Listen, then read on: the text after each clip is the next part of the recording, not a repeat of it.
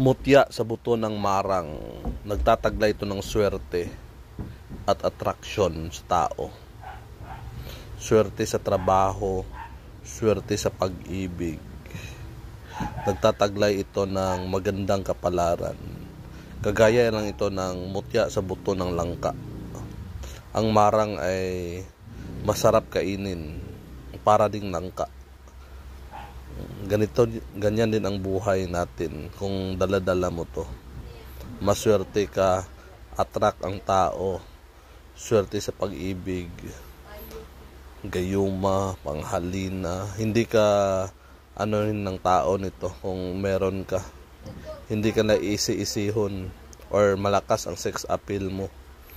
At saka hindi ka nila gawan ng masama. Ito ang taglay ng mutya ng marang.